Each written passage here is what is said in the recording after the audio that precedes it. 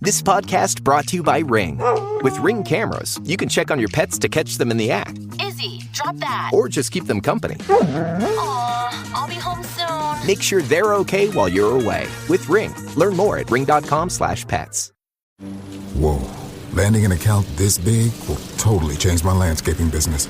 It's gonna mean hiring more guys and more equipment and new trucks for the new guys to drive the new equipment in.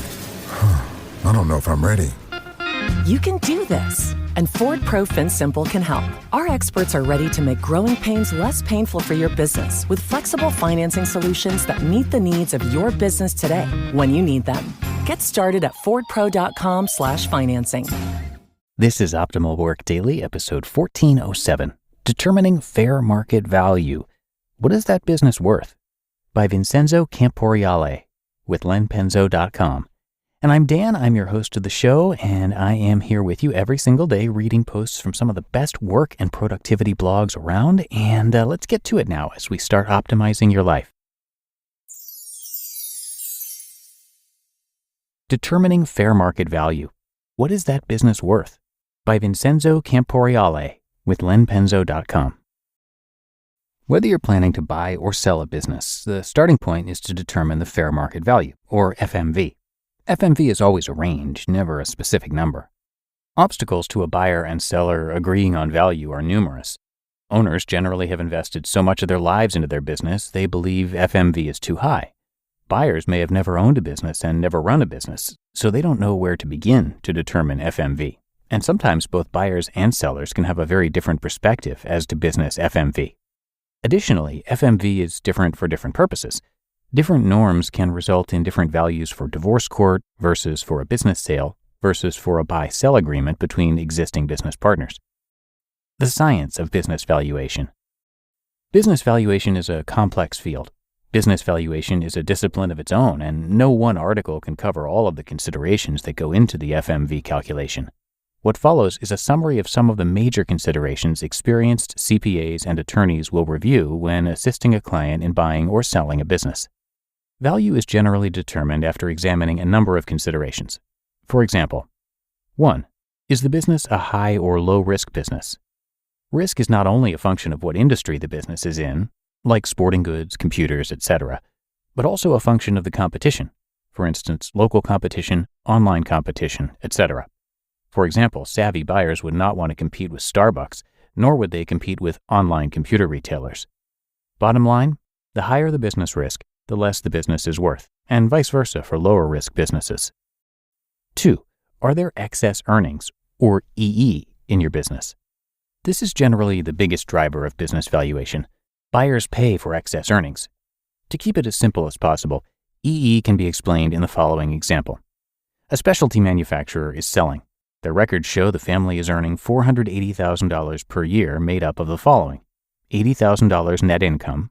Mom and dad receive annual pay of $75,000 for full-time management, plus $25,000 for part-time admin tasks, and the 6 adult children each receive $50,000 annually, including perks. A buyer's or seller's first step is to determine whether this business creates EE. To do this, the fair market value of the owner's efforts must be determined. Due diligence reveals the 2 older owners work a combined 80 hours per week, and their 6 children each work 55-plus hours per week.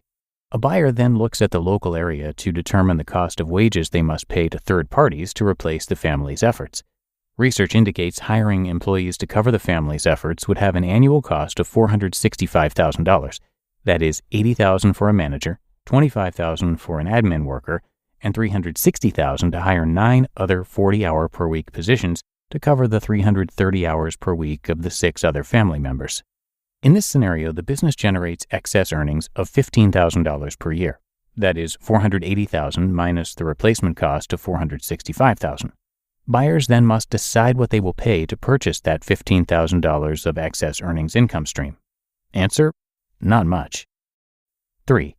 Buyers will also pay the fair market value of business assets acquired.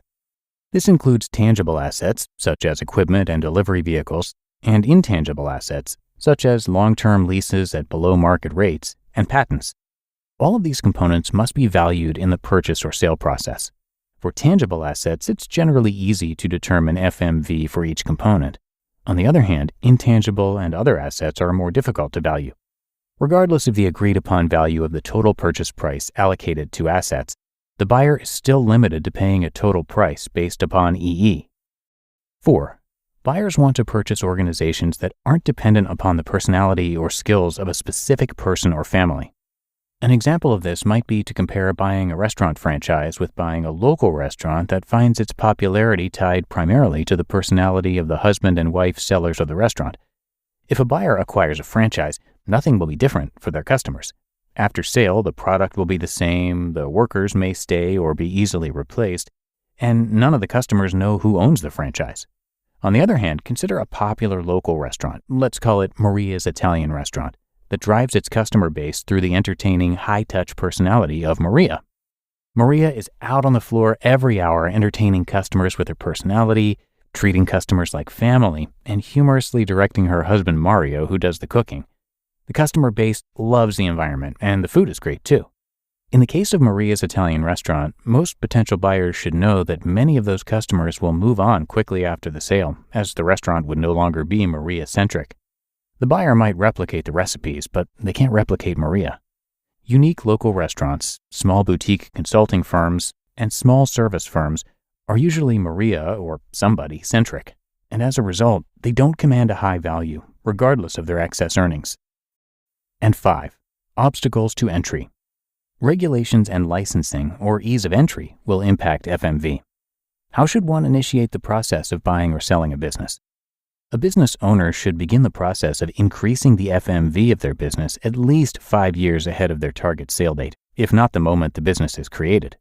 Business sellers and buyers should hire experienced business sale valuation attorneys and CPAs.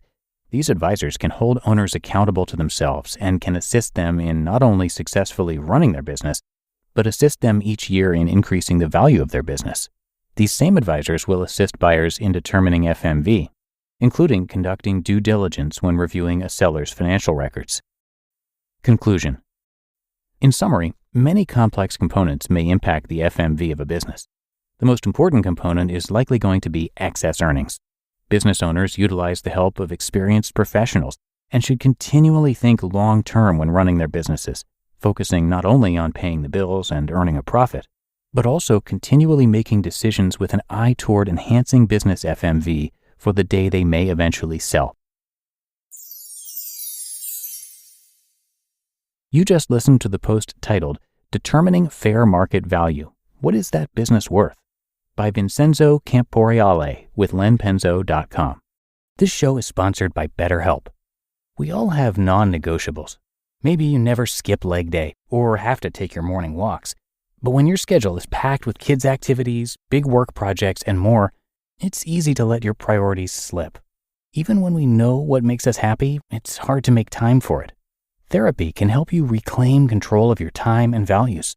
And make no mistake, therapy is for everyone.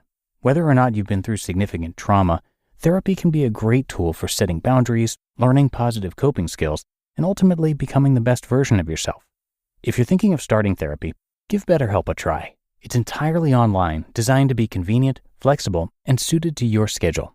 Just fill out a brief questionnaire to get matched with a licensed therapist and switch therapists anytime for no additional charge.